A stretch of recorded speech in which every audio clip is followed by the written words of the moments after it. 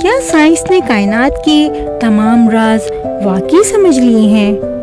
اگر ایسا ہے تو پھر ایک انسان کے اندر پیدا ہونے والی محبت، شعور، وجدان، روحانی تجربات اور زندگی کے مقصد جیسے سوالات کا مکمل جواب کہاں ہے؟ یہی وہ سوال ہے جہاں سے اس کتاب اسپرچول سائنس کا سفر شروع ہوتا ہے۔ اس کتاب میں اسٹیف ٹیلر سائنس اور روحانیت کو ایک دوسرے کا مخالف سمجھنے کے بجائے ایک دوسرے کو مکمل کرنے والی حقیقتوں کے طور پر دیکھنے کی دعوت دیتے ہیں۔ ہم عام طور پر دنیا کو دو حصوں میں تقسیم کر دیتے ہیں۔ ایک طرف سائنس ہے جو ہر چیز کو مادی قوانین، مشاہدے اور تجربے سے سمجھنے کی کوشش کرتی ہے، اور دوسری طرف مذہب یا روحانیت ہے جسے اکثر غیر سائنسی سمجھ لیا جاتا ہے۔ لیکن ٹیلر کے مطابق یہ تقسیم مکمل تصویر نہیں دکھاتی۔ وہ ایک تیسرا راستہ پیش کرتے ہیں جسے وہ پین اسپریٹسٹ نقطۂ نظر سے بیان کرتے ہیں۔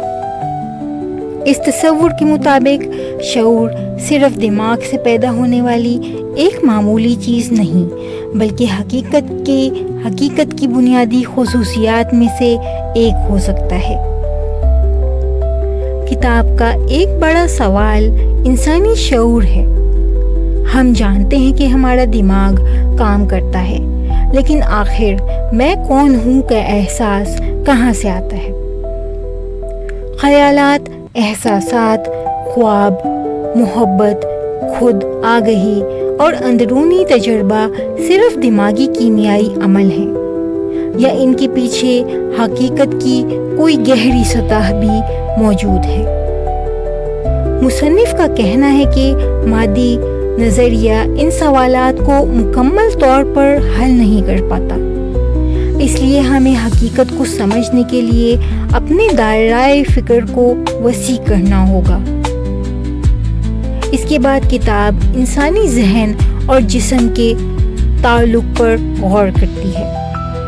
کبھی انسان صرف ایک خیال، یقین یا امید کی وجہ سے بہتر محسوس کرنے لگتا ہے، جس کی ایک مثال پیسیبو افیکٹ ہے۔ اسی طرح دماغ کی ساخت اور کام میں تبدیلی یعنی نیورو پلاسٹیسٹی یہ دکھاتی ہے کہ ہمارا ذہنی تجربہ جسم اور دماغ پر گہرا اثر ڈال سکتا ہے۔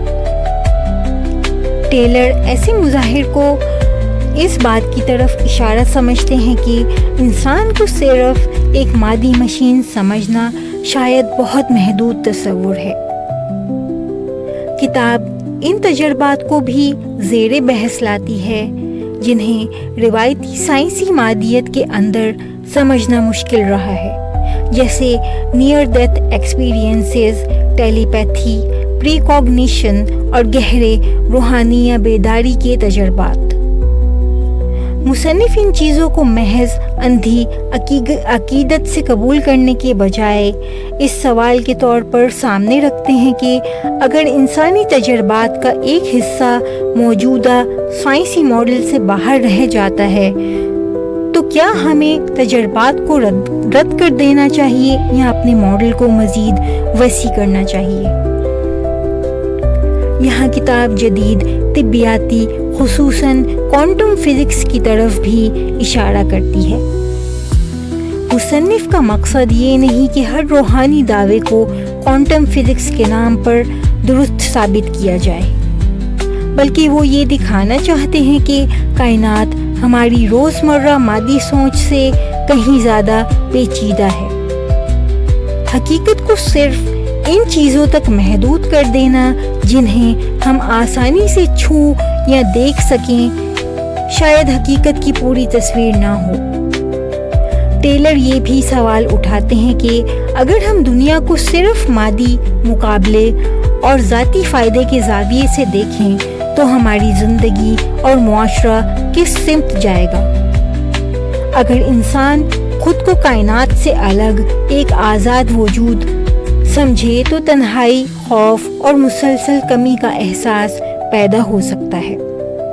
اس کے برعکس اگر ہم اپنے آپ کو ایک بڑے باہم مربوط نظام کا حصہ سمجھیں تو زندگی میں تعلق، ہمدردی، محبت اور مقصد کا احساس زیادہ گہرا ہو سکتا ہے۔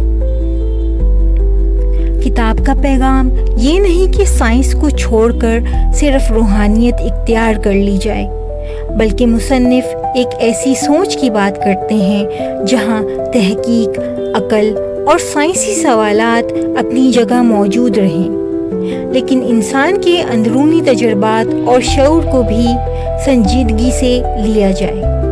یعنی مسئلہ سائنس نہیں، بلکہ وہ محدود نظریہ ہے جو یہ فرض کر لیتا ہے کہ صرف مادہ ہی آخری حقیقت ہے۔